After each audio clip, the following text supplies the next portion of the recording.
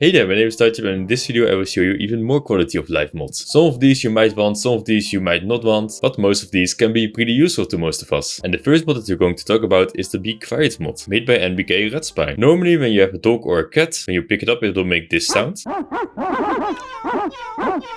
It can be very annoying, and if you want to remove it, this mod will do that for you. So I'm going to turn the mod on, and now when we pick up the cat or the dog, we don't hear anything. Which is pretty nice if you have a lot of dogs or cats. The next mod that I want to talk to you about is a Show Actual Available Food mod, also made by NBK Red Spy. Normally you see how much food you have, how much food you need, because of course you have a villager, a cat and a dog. You need 5 food at the end of the moon. But when we put the carrot on the farm, we actually don't want to eat that of course, but it changes nothing here. So now I'm going to turn the mod on, and now that you turn it on you can actually see that we have 7 available foods, we have 9 food in total, and we need 5 at the end of the moon. It's a very simple mod, but it does give you more information about how much food you actually have to feed your villages with. The next mod that I want to showcase is the Auto Pulse mod, and also made by NBK Red Spy. Normally, when you continue your run, you go here and it immediately plays the game. And normally you would have to click here twice or press spacebar to pause the game. But what this mod does, and now I'm going to turn it on, and now when we load our save again, so we continue our run, the game will be immediately paused. So that's just a very handy thing and I like it. Then you have time to look at everything before you press go, and that's a lot nicer. This mod is also very useful. It's the Lopi's Hit Text to Center mod, of course made by Lopiduff, and it changes the hitbox from here to here. It's very nice because normally when you're attacking enemies,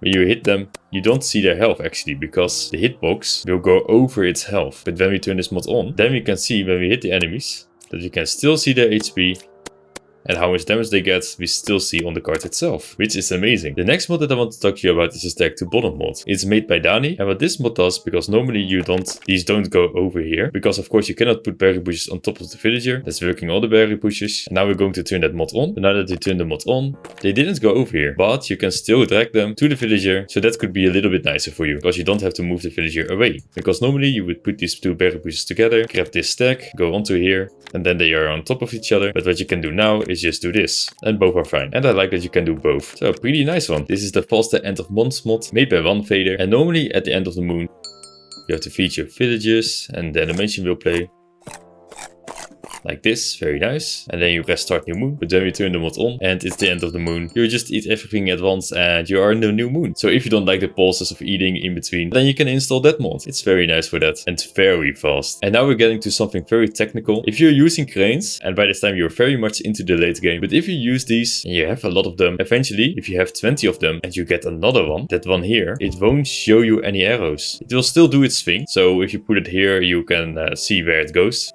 Very nice, so it's from the left to the right, but you of course want to see where it goes. Normally you can see it, like this, you see an arrow, you see where it goes, it's very nice.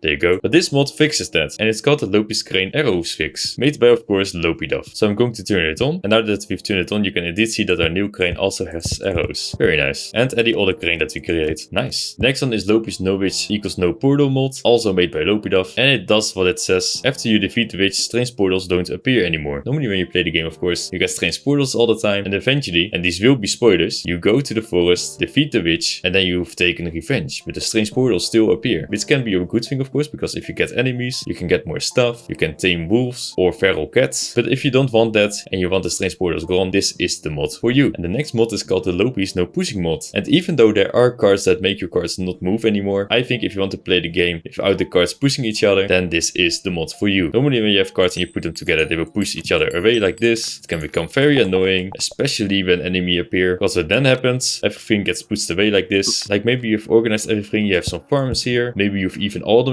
something, and all of a sudden you're fighting and these get pushed away and everything is messed up, and that's really not nice. So now we're going to turn the mod on, and now when we engage the enemies, the farms will not go away. The cards are laying on top of each other of course, so that can be quite annoying, but nothing gets pushed away, which is really nice. So if you don't mind playing like this, you can do this, but of course cards can get overlapped over each other, they can get lost, so it's whatever you prefer, right? But I think there are a lot of good arguments if you want to play the game like this. And the very last mod that I want to talk to you about is the Cardston mod, made by Mark Moss. And basically what it does, it adds this little thing. For example, you want to have a carrot thingamajiggy, You can put your carrot here, and now you can put your carrots in this zone. So maybe you want to organize things, you want coins to be in a specific place, your carrots to be in a specific place. There is one thing though, you can see that we now have 13 carrots. When you put it on here, it will count it as 14 carrots. Just the same for the coins, you have 10 coins here. Then you put it on the stack, we have 11 coins. I don't think you can use this as a coin. No, you cannot. You can set it though, but you cannot buy any packs with this. But yeah, this can really help you make your board more organized. If you want to do it like this, like maybe you got one milk, you want to make a zone for that, for new milk. Eventually this one gets eaten, and when you get new milk, you're like, oh yeah, I wanted to put it here. So this can be very nice. I'm also curious on how this works. Will the carrot go to this stack?